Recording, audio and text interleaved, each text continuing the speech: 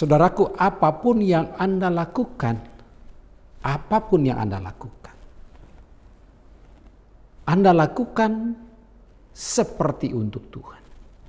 Karena ada banyak orang hari-hari ini kalau melakukan sesuatu, kalau dia karyawan biasanya dia melakukannya untuk supaya dilihat oleh atasannya, supaya dilihat oleh pemimpinnya.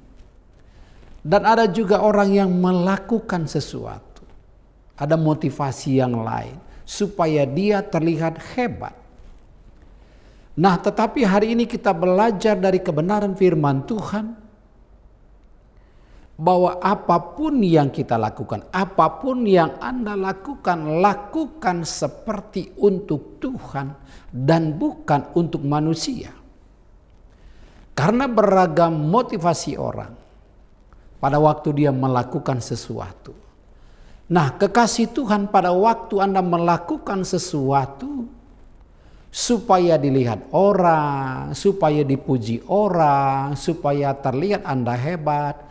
Nah, pada waktunya nanti Anda akan menjadi kecewa. Karena apa? Karena pada waktu Anda tidak diperhatikan, tidak dipuji, maka Anda akan kecewa.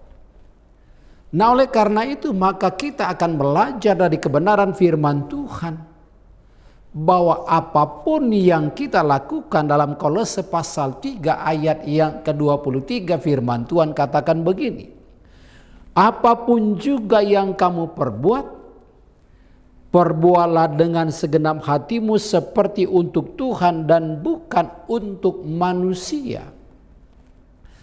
Dari ayat ini kita akan belajar, ada beberapa poin yang akan saya sampaikan supaya kita boleh mengerti bahwa apapun yang kita lakukan, yang pertama adalah perbuat dengan segenap hatimu. Perbuat dengan segenap hati. Kalau Anda melakukan sesuatu, apalagi misalnya Anda karyawan, Anda perbuat dengan segenap hati. Kenapa banyak orang berkata bahwa ini melakukannya enggak punya hati? Karena apa? Karena di situ kita boleh belajar dari kebenaran firman Tuhan ini, lakukanlah, perbuatlah dengan segenap hatimu. Nah, biasanya kekasih Tuhan pada waktu seseorang misalnya sudah kecewa, maka dia melakukan sesuatu juga jadi malas. Apalagi misalnya kalau dia melakukan sesuatu itu tanpa ada pujian, tanpa ada support, tanpa ada dorongan dari atasan atau dari orang siapapun atau orang dekat dengan dia, maka dia menjadi malas. Tapi hari ini firman Tuhan mengingatkan kita bahwa lakukanlah dengan segenap hatimu. Kalau Anda melakukan sesuatu dengan segenap hati, hasilnya pasti beda. Hasilnya pasti bagus. Daripada Anda melakukannya dengan setengah-setengah.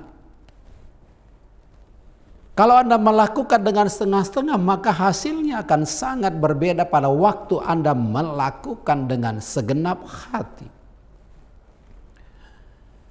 Tetapi masalahnya adalah menyangkut hati seseorang. Pada waktu seseorang misalnya tidak mood, kecewa, maka hasilnya tidak akan baik. Nah, oleh karena itu firman Tuhan mengatakan sebelum Anda melakukan sesuatu, maka Anda harus menjaga hati Anda. Kalau kita lihat di dalam Amsal pasal yang keempat ayat yang ke-23, firman Tuhan katakan, jagalah hatimu dengan segala kewaspadaan, karena dari situlah terpancar kehidupan. Jadi jaga hatimu dengan segala kewaspadaan, karena dari situlah terpancar kehidupan.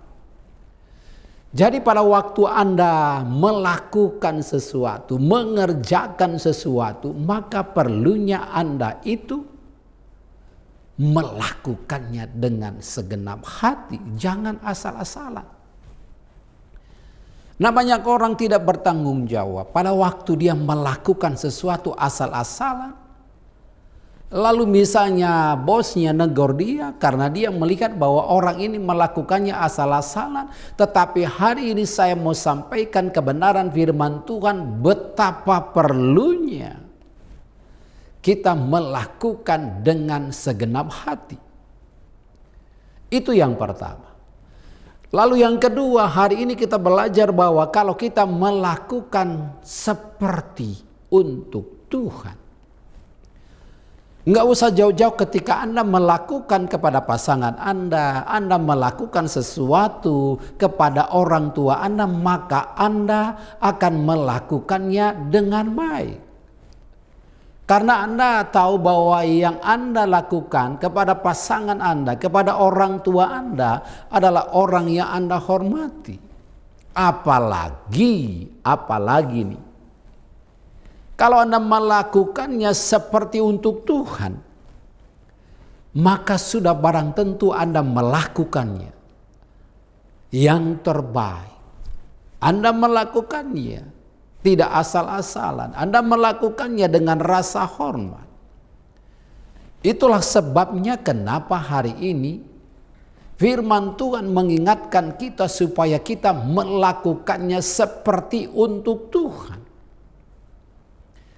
Ada banyak orang pada waktu dia melakukan sesuatu, misalnya contoh karyawan. Dia melakukan sesuatu pada waktu kapan? Pada waktu ada bosnya. Tetapi pada waktu tidak ada bosnya, maka dia ogah, maka dia bermalas-malas. Tapi pas pada waktu pimpinannya ada, pas pada waktu bosnya ada, maka dia langsung buru-buru mengerjakan pekerjaan. Padahal tadi sebelum bosnya ada, maka dia santai-santai, bermalas-malas. Tapi hari ini kalau kita melakukannya seperti untuk Tuhan, maka itu berarti bahwa tidak ada bos, maka Anda melakukannya karena Anda melakukannya seperti untuk Tuhan. Saya yakin pada waktu Anda melakukannya seperti untuk Tuhan, bos tidak ada, maka Anda melakukannya, dan saya percaya orang seperti ini pasti akan diberikan kepercayaan oleh pimpinannya, oleh bosnya, karena dia sendiri melakukannya seperti untuk Tuhan. Walaupun bosnya nggak ada, walaupun pimpinannya nggak ada, dia melakukannya seperti untuk Tuhan. Nah, pastilah orang itu akan diberikan kepercayaan, diberikan tanggung jawab yang lebih. Nah, oleh karena itu kekasih Tuhan, saya mau mengingatkan saudara-saudaraku bahwa kalau kita melakukan sesuatu seperti untuk Tuhan, Anda melakukannya, Tuhan saya mau melakukan ini, saya mau mengerjakan ini. Anda bawa dalam doa, Anda bekerja dengan sungguh-sungguh, Anda bekerja dengan serius. Karena Anda tahu bahwa Anda melakukannya seperti untuk Tuhan.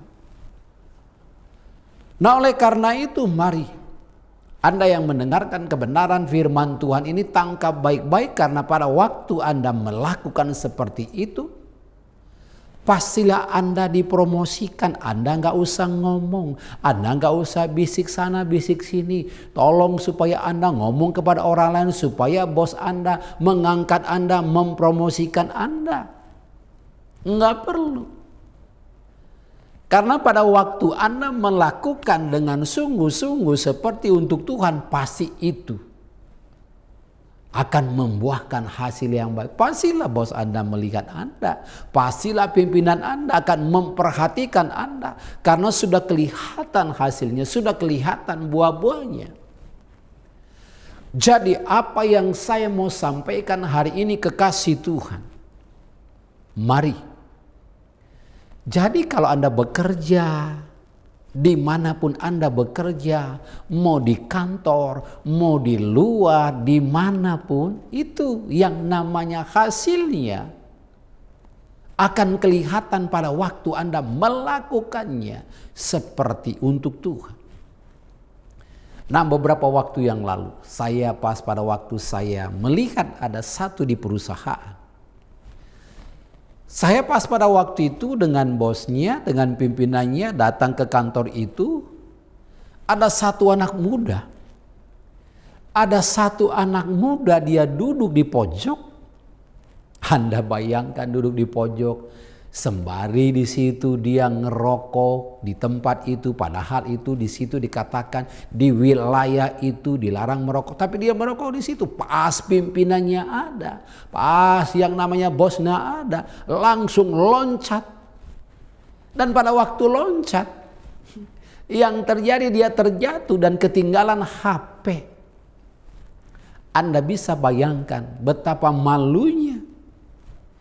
Ia seharusnya dong pada waktu dia bekerja di situ, dia sudah tahu. Nah biasanya ini anak nih, dia selalu ngomong, bos kemana? Pimpinan ada di mana? Wah tenang weh, dah kalem weh, dah bos mah nggak ada, tenang aja. Nah apalagi pada waktu itu bosnya itu keluar kota, wah kesempatan bagi dia ngobrol, ngalor ngidul, ngopi dulu. Nah padahal itu sudah tidak jam istirahat. Iya kalau jam istirahat, misalnya jam 12 sampai jam 1 misalnya ada waktu jam istirahat, itu memang hak Anda. Tetapi ketika Anda mempergunakan, memanfaatkan yang namanya bukan jam istirahat, apalagi Anda tahu bahwa bos Anda, pimpinan Anda keluar kota dan Anda melakukan itu, dan Anda sendiri memperlihatkan bahwa Anda itu tidak jujur. Tidak jujur dengan diri Anda, tidak jujur dengan tanggung jawab yang diberikan oleh pemimpin Anda kepada Anda. Nah jadi hari ini mari belajar dari kebenaran firman Tuhan, lakukan seperti untuk Tuhan. Lalu yang berikut, apa yang saya mau bagikan? Pada waktu Anda melakukan seperti untuk Tuhan, maka Anda pasti tidak bersungut-sungut. Tuhan mengingatkan kita lewat firman-Nya. Dalam Filipi pasal yang kedua, ayat yang ke-14, firman Tuhan katakan, lakukanlah segala sesuatu dengan tidak bersungut-sungut dan berbantah-bantah. Jadi lakukanlah segala sesuatu pekerjaan Anda tanpa bersungut-sungut. Bersungut-sungut misalnya begini. Udah lihat, waduh ini pekerjaan berat, susah banget nih pekerjaan. Anda bersungut-sungut, ngomel sepanjang hari. Dan berbantah-bantah. Nah perhatikan nih, orang yang selalu berbantah-bantah ini karakternya nggak baik. Berbantah-bantah, dibilang A, suka ngelawan, pinginnya B. Nah inilah orang yang berbantah-bantah dan selalu bikin keributan di dalam perusahaan itu, dalam pekerjaan itu dengan orang-orang yang sekitar dia. Karena apa? Karakternya memang pinginnya berbantah-bantah. Nah oleh karena itu hari ini firman Tuhan katakan, lakukanlah segala sesuatu. Jangan bersungut-sungut, jangan berbantah-bantah. Kalau kita lihat di dalam 1 Korintus 10 ayat yang ke-10, di situ dikatakan apa? Pada waktu kita bersungut-sungut, maka dikatakan dibinasakan oleh malaikat maut. Karena apa? Karena di situ ada persungutan. Jangan Anda berpikir bahwa ya hanya bersungut-sungut. Tapi ketika Anda bersungut-sungut, Anda buka celah untuk roh jahat masuk. Dan kalau roh jahat itu menguasai Anda, maka yang terjadi adalah Anda bisa marah, Anda bisa kesal. Nah saya ingat dulu di satu perusahaan beberapa tahun yang lalu sebelum pandemi. Anda bisa bayangkan dia itu lagi motong bahan untuk dijadikan sesuatu. Karena dia kesal, dia bersungut-sungut, dia jengkel. Bahkan dia potong seharusnya ukurannya 12 misalnya. Dia jadikan berapa? 11,5. Kan rugi perusahaan. Nah karena apa? Karena bersungut-sungut. Pada waktu dia bersungut-sungut, maka yang terjadi adalah dia itu ditegur oleh atasannya. Saya ingat pada waktu itu yang menegur dia adalah supervisornya. Nah pada waktu itu supervisornya panggil, kenapa ini harusnya kan 12, kenapa kamu itu potongnya 11,5? Lalu dia ditegur. Nah pada waktu ditegur, Anda tahu nggak? Dia ngelawan bosnya. Dia marah sama bosnya. Akhirnya apa? Dia tunggu di jalan. Lalu dia ribut. Nah karena apa? Karena melakukan dengan bersungut-sungut. Berbantah-bantah.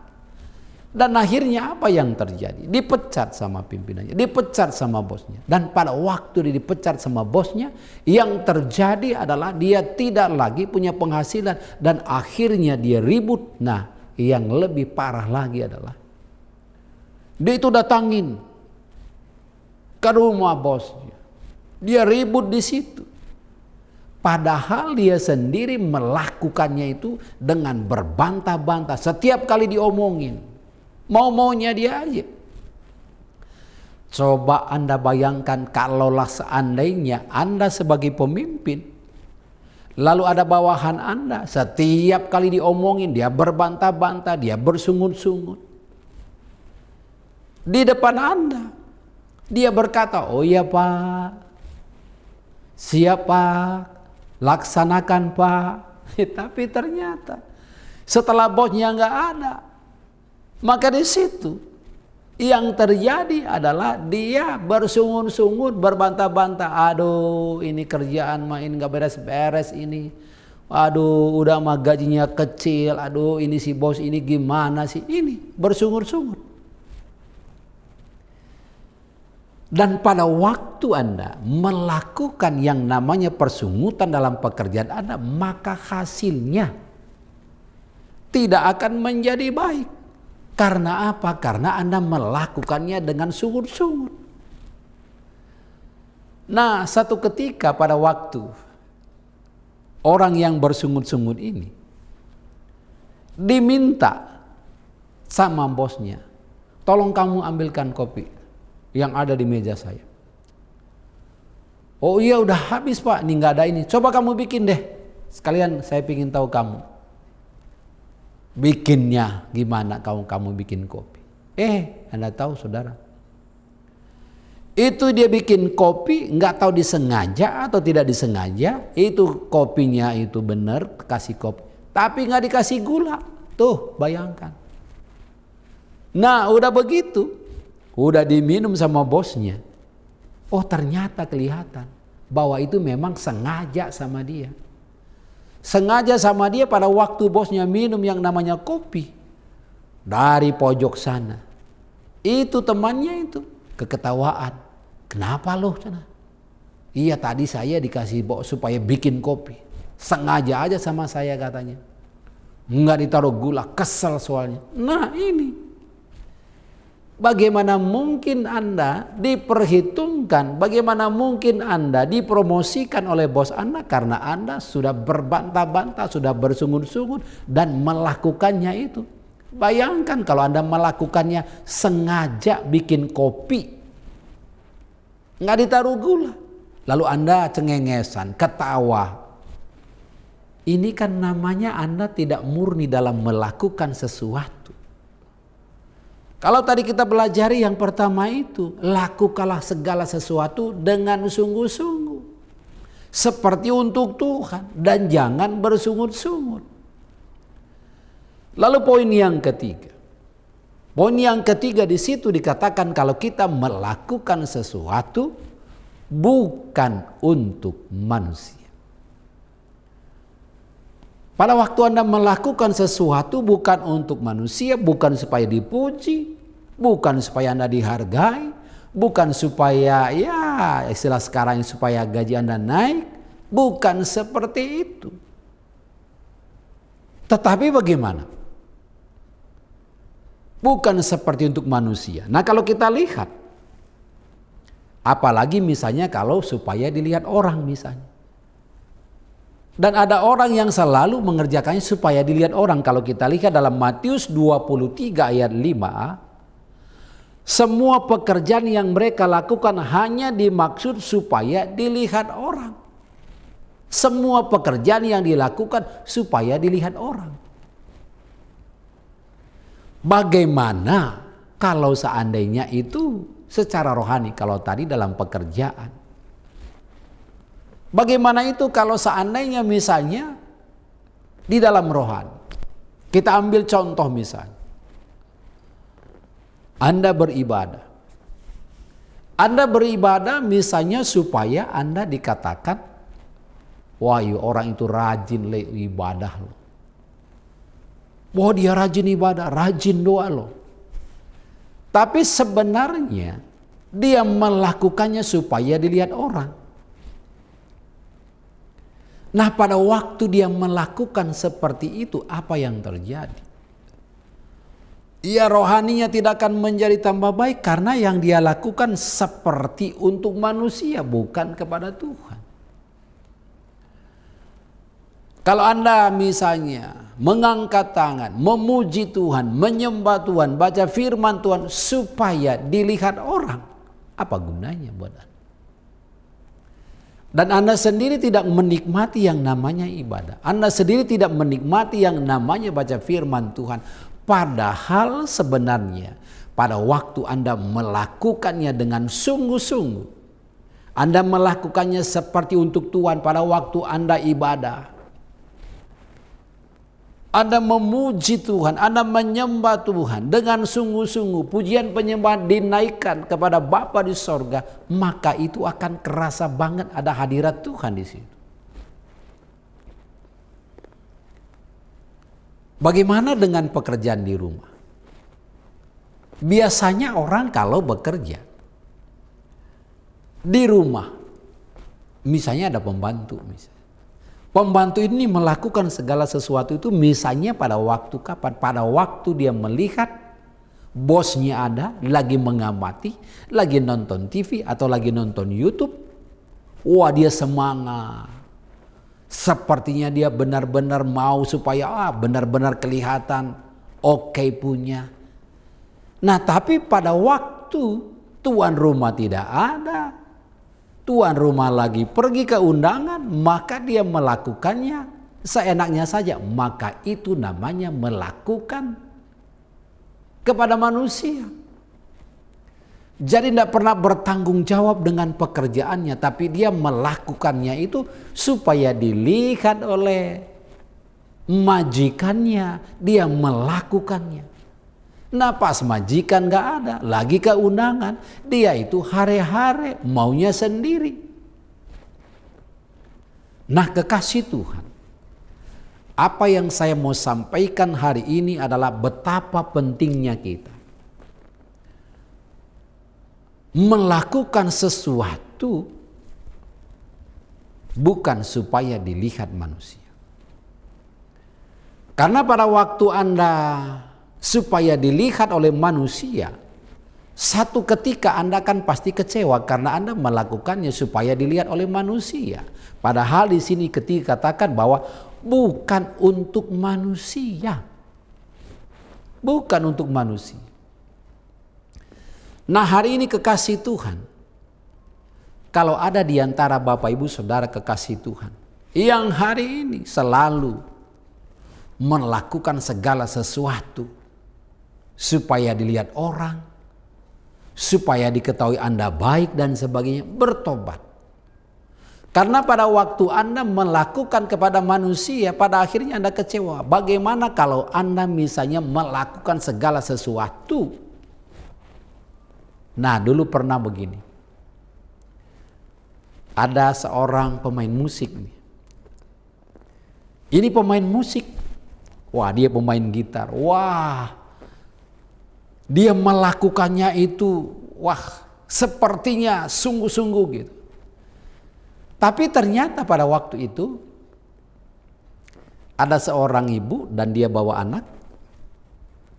Dan dia bawa anak itu anaknya itu rambutnya panjang, tapi si pemain gitar ini tidak tahu bahwa anak putri ini dia itu tidak bisa mendengar. Dan dia itu buta. Nah, dia waktu dia mainkan yang namanya gitar ini, wah, orang lain tepuk tangan. Padahal sebenarnya dia itu mau main gitar itu supaya dilihat oleh wanita ini. Tapi dia bilang, aneh ya, kenapa ini wanita ini nggak tepuk tangan, orang lain tepuk tangan semua. Nah, ternyata waktu dia tanya mamanya, kenapa anak ini nggak tepuk tangan, padahal semua orang tepuk tangan. Lalu dia bilang, ternyata anak ini buta dan tuli. Dan apa yang terjadi? Maka dia begitu kecewa. Wah, percuma tadi saya melakukannya dengan kekuatan supaya orang ini bisa melihat saya bahwa itu benar-benar saya melakukannya itu mantap. Ternyata orang ini nggak tepuk tangan. Salahnya di mana? Salahnya karena pemain gitar ini mau melakukannya supaya dilihat oleh cewek ini. Sama halnya kalau kita lagi ibadah, pemain musik, WL dan sebagainya, lakukan seperti untuk Tuhan, bukan kepada manusia. Nah, ada satu contoh lagi begini. Nah, satu ketika di gereja tertentu ada yang WL, padahal dia itu udah WL beberapa waktu yang lalu. Waktu disuruh lagi dia WL karena temannya berhalangan, wah dia melakukannya. Dengan apa? Dengan bersungut-sungut. Pak, saya terus ini ke orang lain sih, padahal jadwal orang itu kenapa ya? Kok orang itu nggak bertanggung jawab? Nah, kan firman Tuhan bilang, lakukanlah segala sesuatu, jangan bersungut-sungut, jangan berbantah-bantah. Iya Pak, tapi saya kan capek Pak. Baru minggu kemarin saya WL, kok sekarang WL lagi? Apalagi di pandemi. Nah, justru karena pandemi ini teman kamu berhalangan, kamu yang menggantikan. Lakukanlah segala sesuatu dengan sungguh-sungguh seperti untuk Tuhan. Nih, pada waktu Anda melakukan seperti untuk Tuhan, Anda sungguh-sungguh menaikkan pujian, maka kerasa pujian itu. Ada hadirat Tuhan ada di situ. Karena Anda menaikkan pujian itu seperti untuk Tuhan, ada Tuhan di dalam ibadah itu, dan Anda melakukannya dengan bersungguh-sungguh, maka itu hasilnya sangat beda. Ada hadirat Tuhan di situ. Jangan sampai Anda itu melakukan segala sesuatu itu. Atau ibadah misalnya. Wah, nanti kalau saya nggak ibadah nih, pasti ditanya Pak Pendeta nih. Pak Pendeta berkata, tadi ibadah nggak? Oh ibadah Pak Pendeta, tapi ibadahnya ibadah online. Kan Pak Pendeta yang khotbah. Lalu ditanya, apa khotbahnya minggu kemarin? Oh apa ya? Nah, kan di situ udah kelihatan bahwa dia itu sebenarnya tidak ibadah online. Nah, tapi waktu ditanya, maka dia menjawabnya itu nggak tahu. Kan sudah ketahuan dia nggak ibadah online. Jadi jangan sampai Anda itu melakukannya supaya dilihat orang, supaya dipuji orang. Apalagi nanti kalau saya yang ibadah nih, saya pasti ditanya pendeta nih. Dan Anda berkata bahwa nanti kalau saya ditanya, saya nggak ibadah online, berarti saya nggak rohani dong. Jadi rohana dong. Nah ini kan Anda melakukannya seperti untuk manusia, bukan untuk Tuhan. Jadi saudaraku, ada 3 poin yang saya mau sampaikan. Yang pertama tadi adalah lakukanlah dengan segenap hatimu. Lalu yang kedua, melakukan seperti untuk Tuhan. Lalu yang ketiga, bukan untuk manusia. Tuhan Yesus memberkati saudara. Haleluya. Amin. Amin. Kekasih Tuhan, mari kita berdoa untuk kebenaran firman Tuhan yang saya sudah sampaikan. Bapa di sorga, kami bersyukur untuk kebenaran firman-Mu hari ini. Boleh membangun kami, boleh menguatkan kami, boleh meneguhkan kami. Tuhan mengingatkan kami supaya apapun yang kami lakukan dengan sungguh-sungguh. Apapun yang kami lakukan seperti untuk Tuhan, bukan kepada manusia. Biarlah firman-Mu tidak kembali dengan sia-sia, tapi firman-Mu berakar, bertumbuh dan berbuah lebat. Terima kasih Bapa di sorga. Di dalam nama Tuhan Yesus kami berdoa dan mengucap syukur. Haleluya. Amin. Amin. Kekasih Tuhan, terimalah berkat dari Bapa kita dan angkatlah kedua belah tanganmu dan aminkan setiap apa yang saya ucapkan. Diberkatilah keluargamu, diberkatilah kesehatanmu, diberkatilah pelayananmu, diberkatilah pekerjaanmu, diberkatilah usahamu mulai dari sekarang sampai selama-lamanya. Biarlah kiranya damai sejahtera dari Allah Bapa dan dari Tuhan Yesus Kristus yang sudah rela berkorban dan Roh Kudus yang setia menghibur, menguatkan, meneguhkan saudara dari hari ini sampai selama-lamanya, sampai Yesus datang yang kedua kali. Semua yang percaya katakan amin. Amin. Amin.